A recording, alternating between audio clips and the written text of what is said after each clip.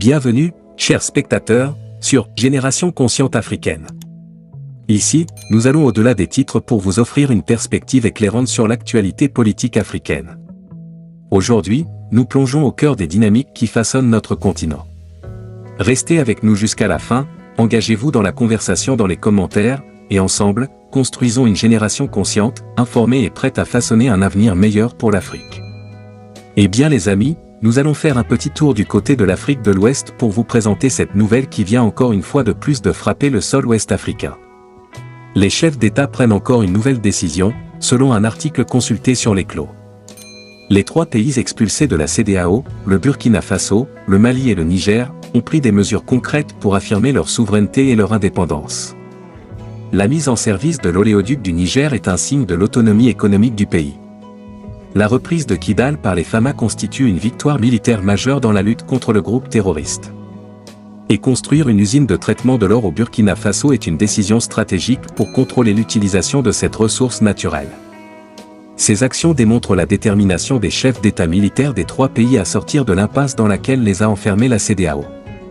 Ils sont prêts à coopérer entre eux pour développer l'économie et assurer la sécurité. Le projet de création d'une véritable union économique et monétaire est un objectif ambitieux, mais il est nécessaire pour renforcer l'intégration régionale et la compétitivité des pays du Sahel. La création des compagnies aériennes communes, le développement des réseaux routiers, ferroviaires et fluviaux, ainsi que la mise en œuvre de projets d'infrastructures, toutes ces mesures donneront une impulsion au développement économique régional. L'intégration des forces de sécurité des trois pays est également nécessaire pour combattre efficacement les groupes terroristes. L'ESA envisage déjà une coopération militaire dans la lutte contre le terrorisme. Le retrait des pays de l'UMOA et de la BCEAO sera un coup dur pour les organisations régionales. Cela montre que les pays du Sahel sont prêts à prendre en main leur propre destin et ne dépendent plus des partenaires traditionnels. La CEDEAO perdra son influence dans la région du Sahel. Les organisations d'Afrique de l'Ouest devront repenser leur stratégie si elles veulent conserver leur position de leader dans la région. Et comme vous pouvez le constater, les amis, la CEDEAO a bel et bien décidé, entre autres, de changer de ton face à ces trois pays. La CEDEAO a changé de posture à l'égard du Niger, a indiqué ce lundi 11 décembre 2023 la plateforme médiatique La Nouvelle Tribune. Bien que les sanctions restent en vigueur pour l'instant, la décision des États-Unis et d'autres pays signale un changement dans la politique internationale à l'égard du Niger, qui pourrait influencer les décisions de la communauté économique des États de l'Afrique de l'Ouest.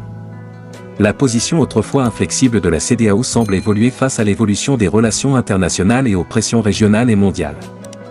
Par ailleurs, un comité spécial composé des présidents du Bénin, du Togo et de la Sierra Leone est chargé des négociations avec le régime militaire nigérien. L'impact économique et social des sanctions de la CEDEAO contre le Niger ne peut être sous-estimé. La levée potentielle de ces sanctions pourrait apporter un soulagement nécessaire et promouvoir la stabilité, alors que le pays cherche la voie d'une transition démocratique.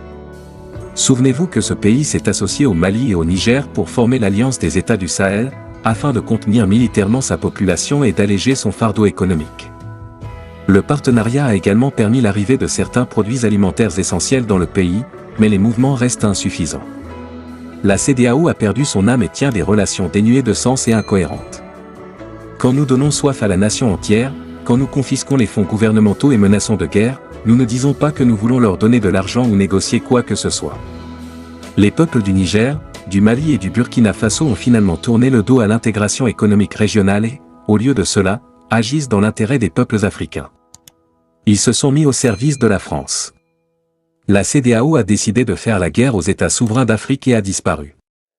Aucune négociation ne pourra redonner vie à tous ceux que la CEDEAO a tués à cause de cette décision de fermer les frontières, de confisquer les biens de l'État nigérien et de couper l'électricité. Les peuples du Mali, du Niger et du Burkina ne mourront pas, mais en sortiront glorifiés, et d'autres pays suivront bientôt leur exemple. La disparition de cette organisation régionale est le souhait de tous les Africains qui veulent vivre libres et souverains.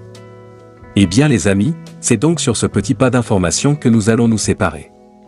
Qu'est-ce que vous en pensez, particulièrement face à cette situation très bouillante que vit aujourd'hui l'Afrique de l'Ouest ? Laissez donc massivement vos commentaires, abonnez-vous à la chaîne si ce n'est pas encore fait, partagez la vidéo avec les amis si vous l'avez trouvée intéressante, et à très bientôt pour de nouvelles vidéos.